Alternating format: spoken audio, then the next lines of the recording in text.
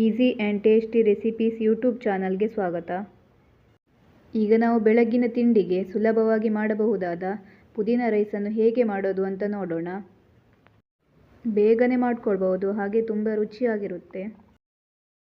ಹಾಗೆಯೇ ನೀವಿನ್ನೂ ನಮ್ಮ ಚಾನಲ್ಗೆ ಸಬ್ಸ್ಕ್ರೈಬ್ ಮಾಡಿಲ್ಲ ಅಂದರೆ ಸಬ್ಸ್ಕ್ರೈಬ್ ಮಾಡಿ, ಬೆಲ್ ಐಕಾನ್ ಮೇಲೆ ಕ್ಲಿಕ್ ಮಾಡಿ. ಈಗ ಹೇಗೆ ಮಾಡೋದು ಅಂತ ನೋಡೋಣ. ಈಗ ಒಂದು ಮಿಕ್ಸಿ ಜಾರಿಗೆ 1 ಇಂಚು ಆಗುವಷ್ಟು ಶುಂಠಿ, 2 ಹಸಿಮೆಣಸು, 1 ಹಿಡಿಯಷ್ಟು ಕೊತ್ತಂಬರಿ ಸೊಪ್ಪು, 1 ಹಿಡಿಯಷ್ಟು ಪುದೀನ ಸೊಪ್ಪು, ಬೆಳ್ಳುಳ್ಳಿ 8 ಎಸಳು, ಹಾಗೆ ಅರ್ಧ ಈರುಳ್ಳಿಯನ್ನು ಈ ಥರ ಕಟ್ ಮಾಡಿ ಹಾಕಿಕೊಳ್ಬೇಕು. ಈಗ ಇದಕ್ಕೆ ಸ್ವಲ್ಪ ನೀರನ್ನು ಹಾಕಿ ರುಬ್ಬಿಕೊಳ್ಬೇಕು. ನೀರು ಜಾಸ್ತಿ ಹಾಕ್ಕೊಳ್ಬೇಡಿ, ರುಬ್ಲಿಕ್ಕಾಗೋದಿಲ್ಲ. ಈಗ ಒಂದು ಕುಕ್ಕರಿಗೆ 2 ಟೇಬಲ್ ಸ್ಪೂನ್ ಆಗುವಷ್ಟು ಎಣ್ಣೆಯನ್ನು ಹಾಕಿಕೊಳ್ಬೇಕು. ಎಣ್ಣೆ ಕಾದ ನಂತರ ಇದಕ್ಕೆ ಅರ್ಧ ಕಪ್ ಆಗುವಷ್ಟು ಹಸಿರು ಬಟಾಣಿಯನ್ನು ಹಾಕಿಕೊಳ್ಬೇಕು. ಬಟಾಣಿಯನ್ನು ರಾತ್ರಿ ನೆನೆಸಿಟ್ಕೊಂಡ್ರೆ ಆಯಿತು, ಬೆಳಿಗ್ಗೆ ಮೆದು ಆಗ್ತದೆ. ಈ ಥರ ಫ್ರೈ ಮಾಡಿಕೊಳ್ಳೋದ್ರಿಂದ ಚೆನ್ನಾಗಿ ಬೇಯ್ತದೆ, ಹಾಗಾಗಿ ಫ್ರೈ ಮಾಡಿಕೊಳ್ಬೇಕು. ಈಗ ಬಟಾಣಿಯನ್ನು ಒಂದು ಸೈಡಿಗೆ ಹಾಕಿಕೊಳ್ಳೋಣ. ಈಗ ಇದಕ್ಕೆ ಚಕ್ಕೆ 2 ಪೀಸ್, ಏಲಕ್ಕಿ 3, 1 ಸ್ಟಾರ್ ಹೂವು,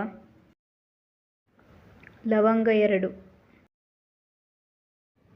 ಹಾಗೆಯೇ ಪಲಾವ್ ಎಲೆ 2 ಹಾಕಿ ಫ್ರೈ ಮಾಡಿಕೊಳ್ಬೇಕು. ಈಗ ಇದಕ್ಕೆ ಹೆಚ್ಚಿಟ್ಟುಕೊಂಡ ಒಂದು ಈರುಳ್ಳಿಯನ್ನು ಹಾಕಿ ಫ್ರೈ ಮಾಡಿಕೊಳ್ಳಬೇಕು. ಈರುಳ್ಳಿ ಫ್ರೈ ಆದ ನಂತರ ಹೆಚ್ಚಿಟ್ಟುಕೊಂಡ ಒಂದು ಟೊಮ್ಯಾಟೊವನ್ನು ಸೇರಿಸಿಕೊಳ್ಬೇಕು. ಟೊಮ್ಯಾಟೊ ಸ್ವಲ್ಪ ಸಾಫ್ಟ್ ಆಗೋ ತನಕ ಫ್ರೈ ಮಾಡಿಕೊಳ್ಬೇಕು. ಸ್ವಲ್ಪ ಉಪ್ಪನ್ನು ಹಾಕಿಕೊಳ್ತೇನೆ, ಉಪ್ಪು ಹಾಕೋದ್ರಿಂದ ಬೇಗ ಸಾಫ್ಟ್ ಆಗ್ತದೆ. ಈಗ ರುಬ್ಬಿ ಇಟ್ಟುಕೊಂಡ ಪೇಸ್ಟನ್ನು ಹಾಕಿಕೊಳ್ತೇನೆ. ಈಗ ಅದೇ ಮಿಕ್ಸಿ ಜಾರಿಗೆ ಸ್ವಲ್ಪ ನೀರನ್ನು ಸೇರಿಸಿ ಹಾಕಿಕೊಳ್ತೇನೆ. ಈಗ ಇದನ್ನು ಹಸಿ ವಾಸನೆ ಹೋಗುವ ತನಕ ಫ್ರೈ ಮಾಡಿಕೊಳ್ಬೇಕು. ಈಗ ಇದಕ್ಕೆ 2 ಕಪ್ ಆಗುವಷ್ಟು ನೀರನ್ನು ಸೇರಿಸಿಕೊಳ್ತೇನೆ. ನಾನು ಇಲ್ಲಿ 1 ಕಪ್ ಅಕ್ಕಿಯನ್ನು ತೆಗೆದುಕೊಂಡಿದ್ದೇನೆ, ಹಾಗಾಗಿ 2 ಕಪ್ ನೀರನ್ನು ತೆಗೆದುಕೊಳ್ತೇನೆ. ಈಗ ಇದಕ್ಕೆ ಸ್ವಲ್ಪ ಉಪ್ಪನ್ನು ಸೇರಿಸಿಕೊಳ್ತೇನೆ.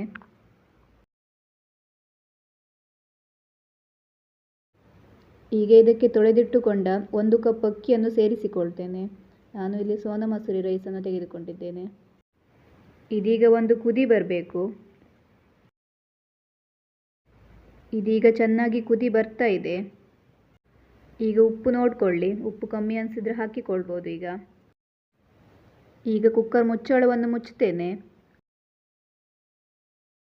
ಈಗ ಮೀಡಿಯಂ ಫ್ಲೇಮ್ನಲ್ಲಿ 2 ವಿಸಿಲ್ ತೆಗೆದುಕೊಳ್ಬೇಕು. ಈಗ 2 ವಿಸಿಲ್ ತೆಗೆದಾಯಿತು. ವಿಸಿಲ್ ಹೊಡೆದು 20 ನಿಮಿಷ ಆಯಿತು. ಈಗ ಗ್ಯಾಸ್ ರಿಲೀಸ್ ಆಗಿದೆ ಅಂತ ನೋಡ್ಕೊಳ್ಳೋಣ.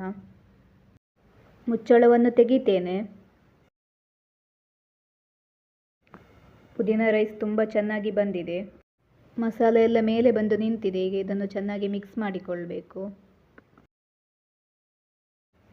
ಉದುರಾಗಿ ತುಂಬ ಚೆನ್ನಾಗಿ ಬಂದಿದೆ. ಟೇಸ್ಟ್ ಕೂಡ ತುಂಬ ಚೆನ್ನಾಗಿರುತ್ತೆ. ಈಗ ಪುದೀನ ರೈಸ್ ರೆಡಿ ಆಯಿತು. ಪುದೀನ ರೈಸ್ ಜೊತೆಗೆ ಚಟ್ನಿ ಅಥವಾ ಮೊಸರು ಬಜ್ಜಿ ಚೆನ್ನಾಗಿರುತ್ತೆ. ನಾನು ಇಲ್ಲಿ ಮೊಸರು ಬಜ್ಜಿಯನ್ನು ಸರ್ವ್ ಮಾಡ್ಕೊಂಡಿದ್ದೇನೆ. ತುಂಬಾ ರುಚಿಯಾಗಿರುತ್ತೆ, ಹಾಗೆಯೇ ಬೇಗ ಮಾಡ್ಕೊಳ್ಬಹುದು. ಜಾಸ್ತಿ ಐಟಮ್ ಕೂಡ ಬೇಕಾಗುವುದಿಲ್ಲ.